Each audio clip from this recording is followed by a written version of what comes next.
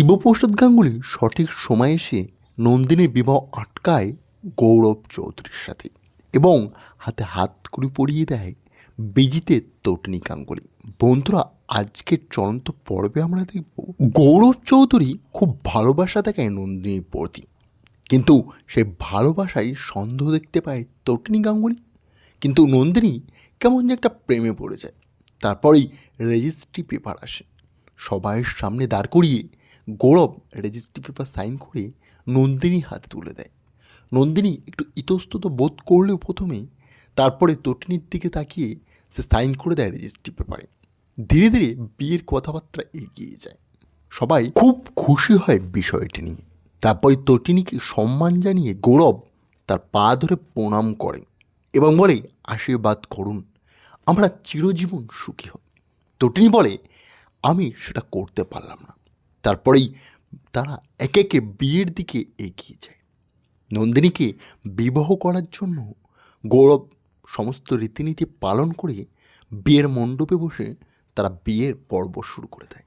তটিনী হাততালি দিয়ে এমন একটা ভাব করে যেন সে খুব খুশি, সেই বিয়েটি সব মেনে নিচ্ছে। নন্দিনী তটিনী গাঙ্গুলির ব্যবহার দেখে ভাবে, তাহলে হয়তো গৌরব সত্যি তার জন্য ভালো একটি ব্যক্তি, তাই সেও বিয়েটি করতে কোনো নারাজ দেখায় না। হাসতে হাসতে নন্দিনীও খুব খুশিতে বিয়েটি করতে থাকে। তখন তটিনী বলে, এই বিয়েটা যেভাবে আটকাতে হবে, আমাকে সব সত্যটা সামনে আনতে হবে কিছু করে। গৌরব তখন বিজিত লাহিড়ী ইশারায় সব কথা শুনতে থাকে তটিনী গাঙ্গুলি, এবং তটিনী বলে, দাঁড়াও, সিঁদুরটা পড়াবে না, এখন তোমাদের সবাইকে কিছু বলার আছে। তখনই পিছন থেকে শিবপ্রসাদ গাঙ্গুলি এসে বলে, তুমি এখান থেকে চলে যাও, বিজিতকে ধরো যত শীঘ্র পারবে, ও এই দেশ ছেড়ে পালানোর চেষ্টা করছে। তখনই তটিনী গাঙ্গুলি আর মায়া বেরিয়ে যায় বিজিতকে ধরবে বলে। মায়া বলে, যেভাবে হোক আমাদের মিশনটা সাকসেসফুল করতে হবে, আর ওদিকে বস পুরো ব্যাপারটা বিয়ের মণ্ডপে সামলে নেবে। তারা চলে যায় বিজিত লাহিড়ীর সেই ভিলাতে, যেখানে বিজিত খুব চিল করতে থাকে। বিজিতকে হাতে নাতে ধরে হাতে হাত করা পরিয়ে দেয় তটিনী গাঙ্গুলি, আর বলে, এখান থেকে পালিয়ে যাওয়া এত সহজ নয়। তারপরেই ফোন করে দেয় শিবপ্রসাদ গাঙ্গুলিকে। শিবু বলে, দাঁড়ান, এত কিসের তাড়াতাড়ি গৌরববাবু বিয়ে করার? আমার শালিকে বিয়ে করবে আমি বুঝতে পেরেছি তো, কিন্তু বিয়েটা এত সহজ নয়। তুমি এর আগেও একটি বিয়ে করেছো, সেই মেয়েটিকে বাইরে পাঠিয়ে দিয়েছো। আমরা সব জানতে পেরে গেছি তোমার বিষয়। নন্দিনী অবাক হয়ে যায়। সে বলে, কি বলছো কি জামাইবাবু, সব কথা সত্যি? গৌরব তখন ভয় পেয়ে যায়। সে বলে, আমাকে ছাড়ুন, এখান থেকে যেতে দিন। নন্দিনী বলে, জামাইবাবু বোঝার চেষ্টা করুন, এই বিয়েটা এখানে আটকাবে না, আমি যে লগ্নভ্রষ্ট হয়ে যাব, আমার মান সম্মান বাড়ির সব নষ্ট হয়ে যাবে। তখন শিবপ্রসাদ গাঙ্গুলি বলে, এই ঠিক একই পদ্ধতিতে আরাধ্যাকে ফাঁসিয়েছে, আয়ুষীকে ভালোবাসার জালে ফাঁসিয়েছে বিজিত, আর এই গৌরবের পিছনেও বিজিত লুকিয়ে আছে। তা আমরা যেভাবে হোক তোমাকে বাঁচাতে এসেছি, এবং গৌরবকে মারলে সে সব সত্য কথা বলে দেয়। তখন সে ভরা মঞ্চে সবাই অবাক হয়ে যায়। এই ছেলেটা দুবার বিয়ে, তাহলে মুখার্জি পরিবারে বিয়েটা করছে কী করে, এবং চৌধুরী পরিবার এটা করলো কী করে? চৌধুরী পরিবার এত নাম সুনাম, আর এই পদক্ষেপটা? তখনই পেছন থেকে সত্যজিৎ মুখার্জি এসে বলে, জামাই তুমি বন্ধ করো এটি। ছেলেটা আমরা নিজে দেখেছি এবং আমার নিজের পছন্দর ছেলে। গগনকে আমার পছন্দ, তাই জন্য আমি বিয়েতে গিয়েছি, তাছাড়া তো আর কিছু নয়। আর তুমি বাধা কেন দিচ্ছ? তোমাকে আমি সবটা জানিয়েছি, বিষয়টা তুমি আগে থেকে জানো।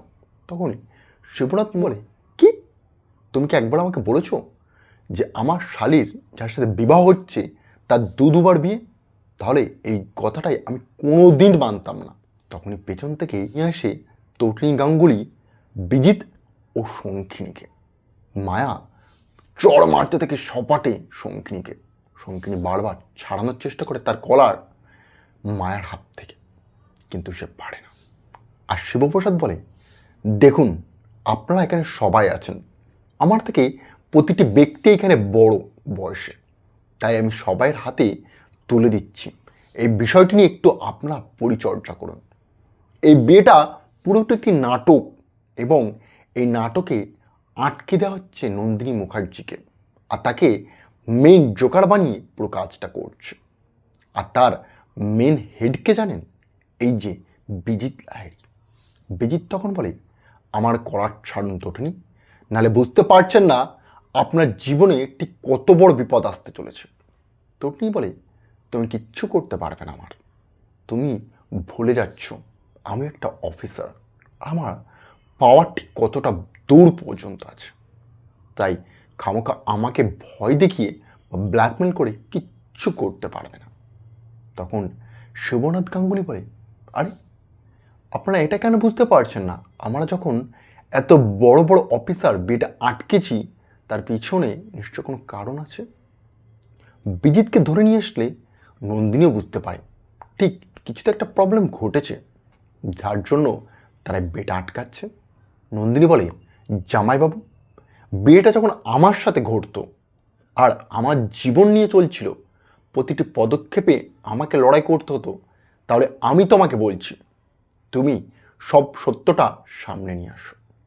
নন্দিনী কথা শুনে শিবনাথ গাঙ্গুলি বলে, ঠিক আছে, বেশ তাই হোক, তুমি যখন রাজি তাহলে আমি সবার সামনে বলছি, আমি হাত জোর করে অনুরোধ করছি তোমার কাছে নন্দিনী, বিয়েটি তুমি করো না। এই যে ছেলেটি দেখছো না, এ খুব বাজে ছেলে, আর এর প্রচণ্ড বাজে একটি ইতিহাস আছে। এর বিষয়ে আমরা ঘেটে জানতে পারলাম এই পুরো বিজনেসটার একটা মাস্টার মাইন্ড, আর বিজিত এই সব কিছু করাচ্ছে।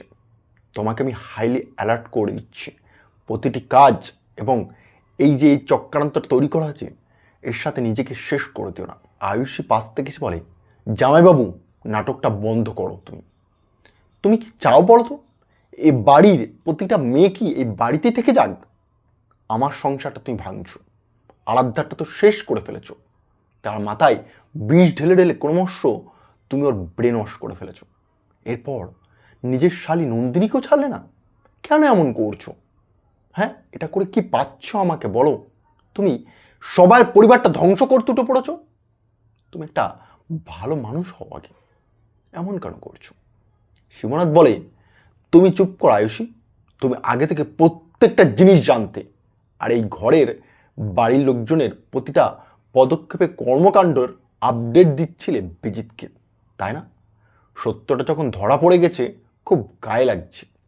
বিজিত বিজিত করে তুমি শেষ হয়ে গেলে আয়ুষী, তুমি বুঝতে পারছো না তুমি কতটা বড় ফাঁদের ভেতরে জড়িয়ে গিয়েছো। নিজেকে থেকে বার করতে কোনো দিনও পারবে না, কারণ এই ফাঁদদার মাস্টার মাইন্ড যে, তাকে তুমি ভালোবাসো। ওইরকম রাস্কেল একটা ছেলের জন্য নিজের ভালোবাসাকে বেহত্যা করা আমি মনে করি বোকা, আমি ছাড়া আর কিচ্ছু নয়। তখন শিবপ্রসাদ গাঙ্গুলি বলে, ওই বিজিত সব স্বীকার করলে এখান থেকে, তাহলেই ওকে আমরা যেতে দেবো এখান থেকে। বিজিত বলে, আমি সব কিচ্ছু জানি না, আমাকে কেন এসবে টানা হচ্ছে। তখনই তটিনী একটা হাতে লাঠি নেয়, সেই লাঠি দিয়ে চাপকে বিজিতকে যখন দুগা দেয়, বিজিত তখন, মারিস না, আমি কি বলছি, আমি হাত জোর করছি, মারা বন্ধ করুন, আমি সবটা বলছি। এবং তটিনীর এই রূপ দেখে বিয়ে বাড়ির প্রতিটা লোকজন হকচকিয়ে যায়, কি হচ্ছেটা কি?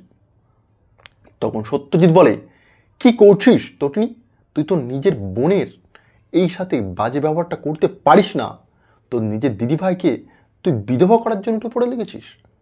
তখন তটিনী বলে, বিয়ের পরে বাবা যদি অঘটনটা ঘটতো তাহলে আমার, বাবা তুমি একটু চুপ করো, তোমার কথা শুনে আমার হাজব্যান্ড সে সব কিছু বন্ধ করে দিল, আয়ুষীকে আরাধ্যাকে ছেড়ে দিল, পুরো পরিবারটাকে জেলের ঘোড়ার থেকে ছাড়িয়ে নিয়ে সেখানে নিয়ে আসলো, আর তুমি সেই আমার হাজব্যান্ডকে দোষী সাব্যস্ত করছো। আমি মানতে পারলাম না। আর এই রইল বাদ ছেলেটি বিবাহর কথা, আর আমার দিদিভাই বিধবা তো বিয়ের পরে হয়েই যেত, কারণ ও যে আমার দিদিভাইকে বাইরে গিয়ে বিক্রি করে দিত, আর না হলে আমাদের পুরো পরিবারটাকে কন্ট্রোল করতো। কারণ আমি বাদে এই বাড়িতে যে কটি মেয়ে আছে সবার চাবিকাঠি তো বিজিতের হাতে চলে গেছে। কি করতে তখন? সবাইকে যদি নাচাতে পরিবার সমেত, তখন সত্যজিৎ মুখার্জির মুখটা যেন এইটুকু হয়ে যায়, সে মাথা হেঁট করে সবটা মেনে নেয় তখন। আর আরাধ্যা বলে, দিদিভাই, আমি হয়তো সঠিক সময়ে তোর কথা শুনতে পারিনি, কিন্তু আমি নন্দিনী দিদিভাইকে কোনোভাবে এই রাস্তায় আগাতে সমর্থন করবই না। তখন নন্দিনী বলে, বিয়েটা এখানেই শেষ করা হোক। আমি চাই না এই বাজে ছেলেটার সাথে বিবাহ করতে, যার অলরেডি একটি বউ আছে, যে বিবাহিত, তার সাথে আমি সংসার, ছি ছি ছি ছি, এটা আমি মানতে পারবো না।